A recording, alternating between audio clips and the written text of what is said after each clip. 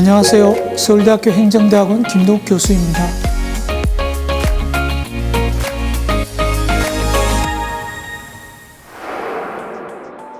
우리 국토 중 도시 지역은 약 17%를 차지하는데 인구의 약 92%가 도시에 거주하고 있습니다. 다양한 사람, 자원, 정보가 도시에 집중되면서 협력과 경쟁이 발생하게 되고 도시는 번창할 수 있습니다.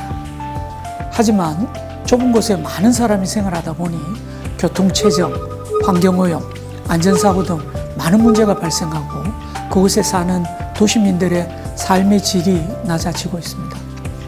스마트 시티는 인공지능, 빅데이터, 사물 인터넷 등 정보통신 기술을 활용하여 도시 문제를 해결하고 새로운 기회를 만들어가는 도시관리 모형입니다. 그렇다면 좋은 스마트 도시의 요건은 무엇일까요? 세 가지 요건에 대해서 예시와 함께 알아봅시다. 첫 번째는 데이터입니다. 데이터를 어떻게 생성, 수집, 관리, 공유하는지에 따라서 스마트 시티의 수준이 결정될 수 있습니다. 데이터를 활용하는 대표적인 기술이 디지털 트윈인데요. 디지털 트윈은 현실과 사물의 데이터를 활용하여 가상의 공간과 사물을 구현하는 기술입니다. 디지털 트윈은 현실 사항을 시뮬레이션하고 결과를 예측하는 데 활용될 수 있습니다. 도시의 디지털 트윈이 구축된다면 다양한 사항과 정책에 대한 시뮬레이션이 가능해집니다. 디지털 트윈을 만들기 위해서는 도시 공간과 그 안의 요소들에 대한 수많은 데이터가 필요합니다. 서울시는 S맵이라는 디지털 트윈을 구축하였습니다. 이 디지털 트윈은 서울시 전역 약 60만 개의 건물과 시설물을 3차원으로 구현하였습니다. 서울시는 이 사업을 2018년부터 시작하여 2021년 4월 1일에 시민에게 공개하였습니다. 이 디지털 트윈은 도시계획, 교통역량평가 등 정책 의사결정에 활용되고 있으며 시민들에게는 서울 관광 명소 등에 대한 버추얼 리얼리티 영상을 제공하고 기업에게는 지도 정보를 제공하여 추가 서비스를 개발할 수 있게 합니다. S맵에서는 기존 3차원 지도에서 볼 수 없었던 공공건축물, 지하철 역사 실내 지도, 공시지가 등 부동산 정보와 CCTV 실시간 교통 정보도 확인할 수 있습니다. 또한 도시 문제를 분석하는 시뮬레이션까지 가능한 디지털 트윈이라는 점에서 높이 평가할 수 있습니다. 예를 들어 S맵에서 제공하는 도시 바람길 시뮬레이션은 지형에 따른 바람의 경로, 세기와 방향, 지형 지물의 영향 등을 3차원 공간에서 확인할 수 있어 건물 배치, 산불 확산 방지, 미세먼지 및 열섬 현상 저감 등에 활용할 수 있습니다.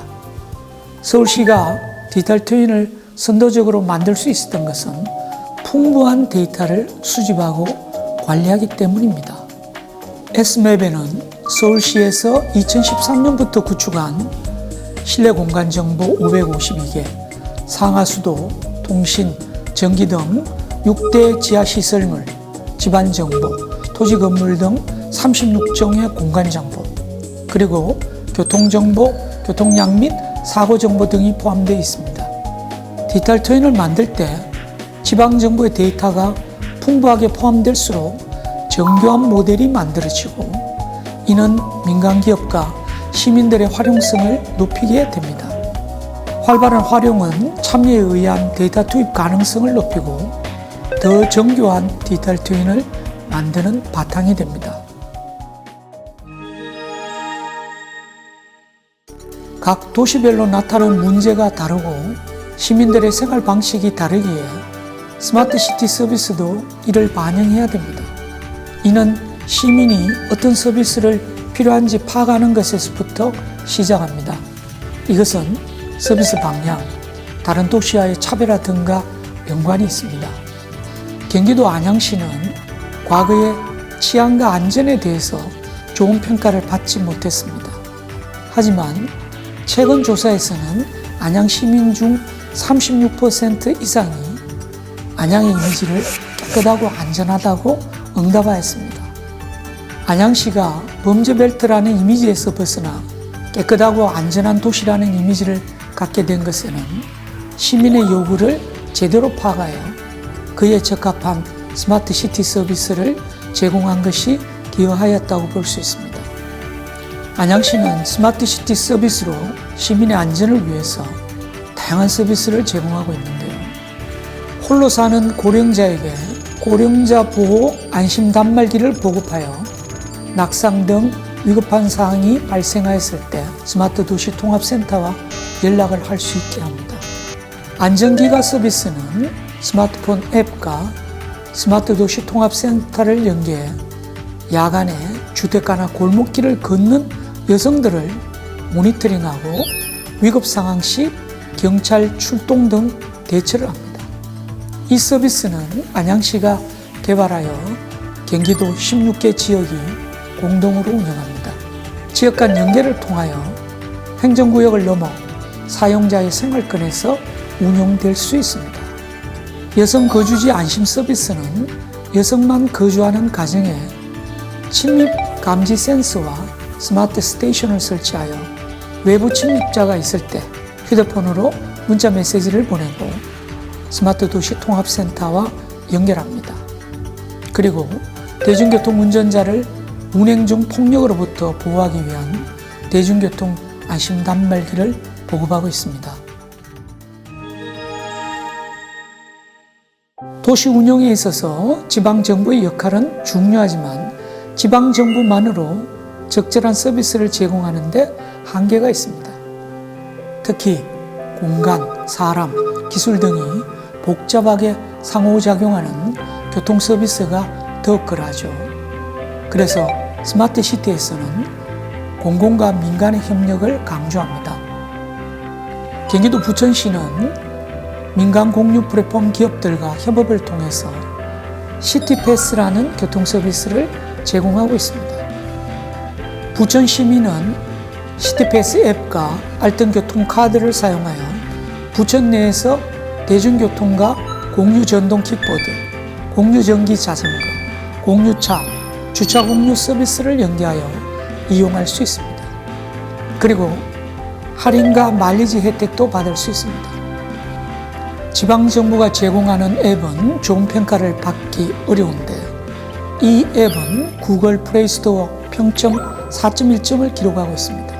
이용 후기에 편리하다는 평가가 많았고 불만사항에 대한 응답도 잘 이루어지고 있었습니다. 이 사업에서 제공되는 공유 서비스는 부천시의 재원이 아니라 민간기업의 참여로 제공되고 있으며 사업 모델은 협의를 통해서 만들었다고 합니다.